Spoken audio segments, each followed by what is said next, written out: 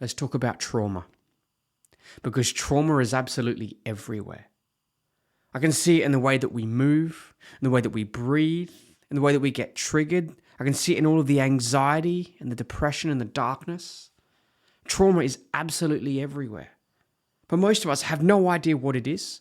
We don't know we're carrying it. Or if we do know it, we have no idea how the hell to get out of it, how to heal. So let's talk about it. Let's look at it in a way that can actually help us find freedom and to heal from it and to leave it in the past. See, trauma isn't just bad things happening, because we can have bad things happen and be completely fine. And trauma also doesn't mean a 10-car pileup with burning bodies and just chaos everywhere. Trauma is different. It's deeper than that. So let's break it down. I want to give you a way to look at it that might be completely different to what you're used to. But it might also be the key to finding health and freedom and happiness. So we have these things, these powerful forces inside us called needs. And they're called needs for a reason. They are non-negotiable. The need for food, water, shelter, safety. Some of us can't go 2 hours without food, right? It's a need. We dream about it, we think about it, we salivate over it. But we have other needs as well. Needs that are just as powerful, if not more powerful. And I'll show you why in a minute.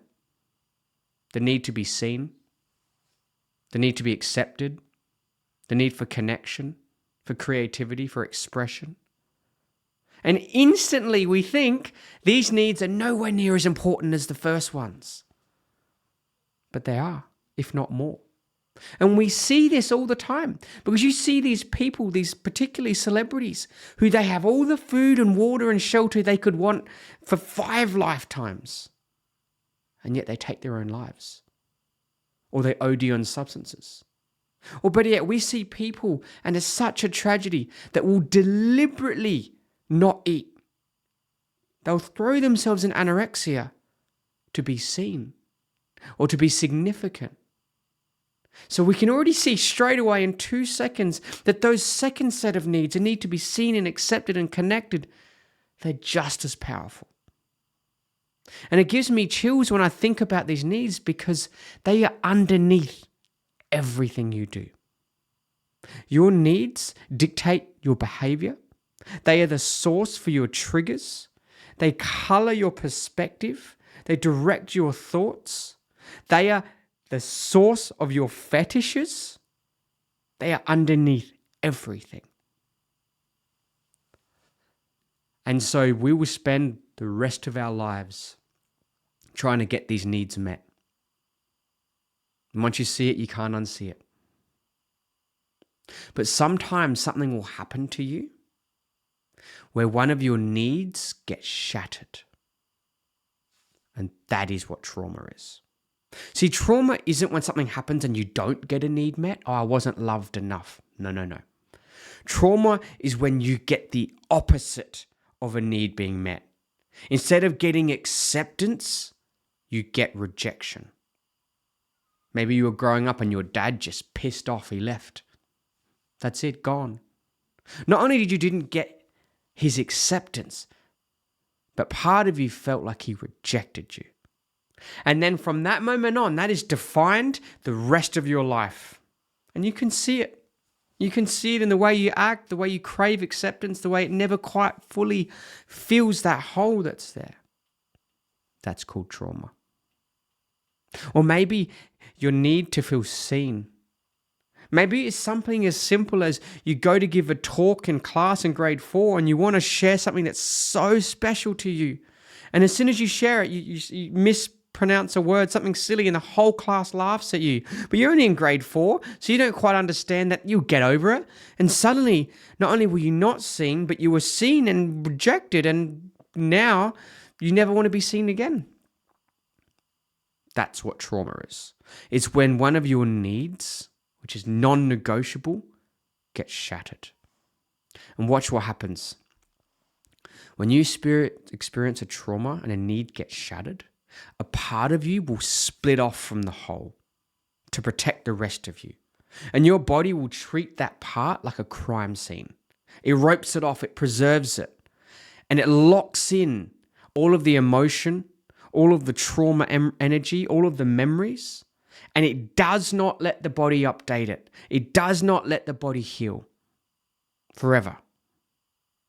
It deliberately makes sure that that always hurts. Why the hell would the body do that? Well, because a need being shattered is so critical to your well-being, your body never wants to let that happen again. So it never wants you to forget about it. So it makes sure it keeps hurting so that you never forget what happened to you. But guess what? We don't like to feel pain. So the first thing that we do is that we turn away. We distract ourselves. We disassociate. We disconnect because it hurts. And so we turn away and then we try and move on with our lives. But here's the kicker. You can never get rid of a part of yourself. So as we try and move forward with our lives, this part of us starts to drag behind us. And every time it knocks up against someone or something, it hurts all over again. And we re-experience all of that stored energy, all of that stored trauma, all of that stored pain. And that's called being triggered. And it feels like we're 6 again. And dad's just left. That's why when you're in like an argument with someone, even if it's your partner, it could be a grown-ass man, but if you trigger a wound in them, suddenly it's like they're a 4-year-old. That's because that wound, that shattered need has never updated. So you're literally arguing with a 4-year-old in that moment. And the problem is, because the body thinks it's so important to keep you remembering, yet you keep turning away, and there's no judgment, no shame. Of course you turn away, it hurts. What the body will do is start to yell louder. It'll start to be even more intense to try and get your attention. So what was a little bit of anxiety starts to intensify over time because you're not getting the message about the trauma. And what was anxiety in a specific setting becomes anxiety everywhere because it just keeps yelling. And suddenly we have what's called generalized anxiety. I don't actually believe generalized anxiety is accurate. It's anxiety from a specific wound that hasn't been listened to, so it just keeps shouting the whole time. And then it feels generalized because no matter what setting we're in, we're anxious. Yes, but it's still from that specific wound. And of course, as our anxiety or our depression or our panic attacks continue, because the body keeps trying to warn us and we keep trying to turn away because it hurts, and that makes so much bloody sense. As that intensifies, our reactions start to get more extreme. For me, I'd turn to food. I just couldn't handle the anxiety, couldn't handle the stress and the panic from my wounds, from my trauma. So I would just eat. Other people, it's alcohol. I did a bit of that as well. Drugs, sex. Because what happens is, as soon as we distract ourselves with those substances, we feel better for a moment.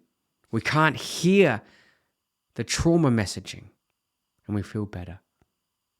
But you can clearly see what happens. The more we distract ourselves, the more we disconnect, the more we disassociate, the more our body's going to send us symptoms. I want you to imagine a little 4-year-old coming to you, one of your children, trying to tell you about something that's really important to them. And you just suddenly turn away and not listen to them. Are they going to get quieter or louder? They're going to get bloody louder. And if you keep ignoring them, they're going to try different things. They might even pinch you and poke you and start screaming. They might start breaking things. That's what your body does when you have trauma. It's trying to tell you about the wound, and you turn away, completely understandably. So it sends you anxiety, it sends you depression, it sends you panic attacks. And then, because the subconscious mind uses your body, it will start to give you other symptoms. Nausea, skin issues, rashes, asthma symptoms, chronic fatigue. Over time, your body will start to send you more and more severe symptoms to try and warn you, to try and protect you from yourself. And this is why, if you struggle with addiction with food issues, alcohol issues, porn issues, any of these things, you're not weak. You're not lazy. You're not unworthy. You're in pain. And you're in pain because you've got wounds. You've got trauma. Underneath addiction, underneath these behaviors that you just can't seem to control, is a part of you that is broken off from the rest of you. So what the hell do we do with this? Well, the first thing it does is it completely changes the way we see our emotions, the way we see our anxiety and our depression. Because suddenly, instead of just looking at them as symptoms, we can look at them as signals. They're just messages from your body, from your subconscious, trying to tell you about a wound that you're carrying. And that means it's not your body doing something to you, it's doing something for you. It is trying to love you and protect you and care for you. And what that also means is that your anxiety and your depression and your panic attacks and your IBS and all of your symptoms that you have, they don't have to be forever. Because if you're able to heal your wounds and heal your trauma, then the signals, the messages aren't needed anymore. And you get your life back. Whoa. That changes everything, doesn't it? Because that means the generalized anxiety that has been haunting you for years, for decades, doesn't have to be there forever. Wow.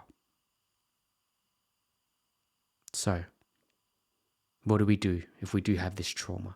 If we do have this anxiety, this panic attack, if we have the struggling to breathe when we're in social events, if we're easily triggered, what the hell do we do? Well, the first thing to know is trauma doesn't have to be forever. You can 100% heal. Now, this is not about being naive. You can never go back to the way you were before your need was shattered. But you can be better, stronger, wiser, more integrated. And it starts with looking at your symptoms from a completely different lens. Your anxiety, let's just pick anxiety because it's such a prevalent thing and it's something that I had for a long time.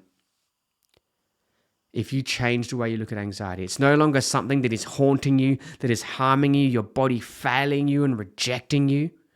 Instead of turning away, as soon as you get anxiety, oh, I've got anxiety, I've got to distract myself, disconnect, disassociate, I've got to turn away. No.